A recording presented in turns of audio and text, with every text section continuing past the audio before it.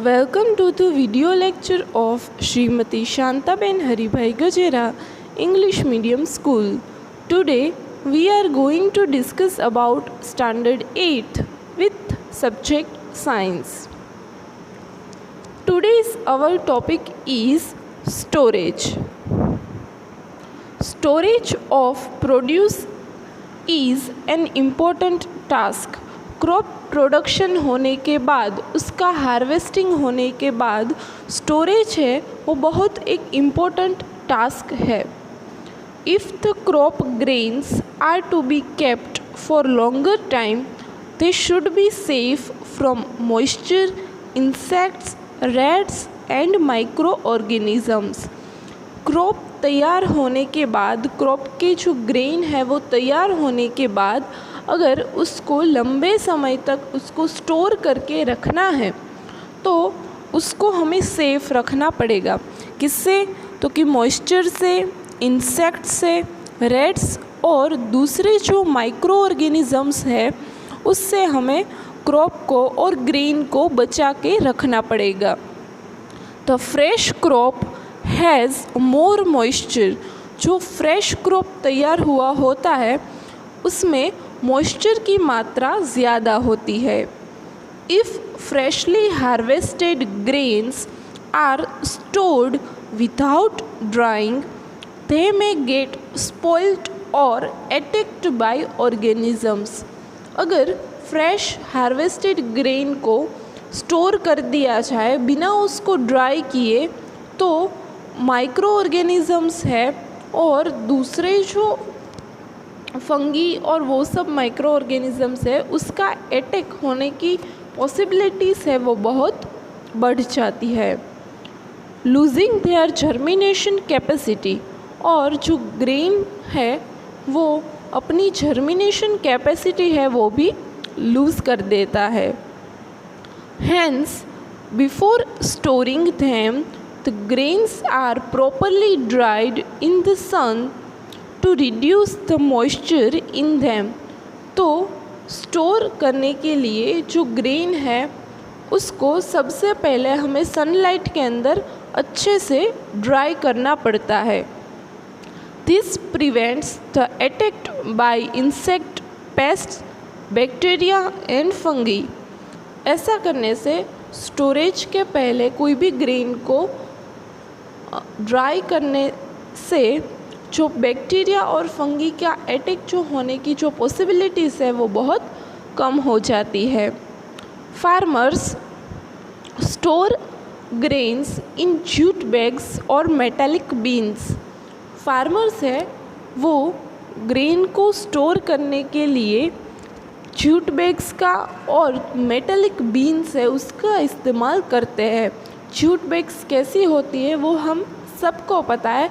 हमारे घर पे जो गेहूँ आता है वो जूट बैग्स में ही पैक होके आता है. However large scale storage of grains is done in silos and granaries to produce them from pest like rats and insects. और अगर लार्ज स्केल के ऊपर हमें कोई भी ग्रेन, कोई भी क्रॉप है उसको अगर हमें स्टोर करना है तो उसके लिए जो सिलोज है और ग्रेनरीज है उसका इस्तेमाल किया जाता है. Dried neem leaves are used for storing food grains at home. और सूखे जो नीम के पत्ते हैं उसका इस्तेमाल हम घर पे ग्रेन को स्टोर करने के लिए करते हैं. For storing large quantities of grains in big godowns, specific chemical treatments are required to protect them from pests and microorganisms. और लार्ज स्केल के ऊपर हमें स्टोरेज करना है जो फैक्ट्रीज़ है उसके अंदर, गोडाउन्स है उसके अंदर, तो उसके लिए कुछ केमिकल ट्रीटमेंट है उसका इस्तेमाल किया जाता है. So students, this was the last step of basic practices of crop production. Crop production की जो बेसिक प्रैक्टिसेस है उसका लास्ट और 7th ये स्टेप था। Now the last topic of this chapter is food from animals. कुछ food है वो हम फील्ड में ग्रो करके लेते हैं और कुछ है तो वो हमें एनिमल्स में से मिलता है। So look at this topic. After completing this chapter we must have seen like plants, animals provide us with different kinds of food। जैसे प्लांट हमें फूड प्रोवाइड करता है वैसे एनिमल्स भी हमें फूड प्रोवाइड करते हैं। फॉर एग्ज़ाम्पल मिल्क के लिए हम काऊ, बफेलो उसके ऊपर डिपेंडेंट है। हनी के लिए हम हनी बी के ऊपर डिपेंडेंट है। तो डिफरेंट एनिमल्स है वो भी हमें फूड प्रोवाइड करते हैं। Many people living in the coastal areas consume fish as a major part of their diet. कुछ लोग जो कोस्टल एरिया में रहते हैं तो वो अपने फूड में फ़िश है उसका इस्तेमाल करते हैं और फिश है उसके जो डेली जो मील है उसका एक बहुत बड़ा पार्ट है। In the previous classes, you have learnt about the food that we obtain from plants। 7th में और 6th में प्लांट में से जो फूड हमें मिलता है वो हम पढ़ चुके हैं already।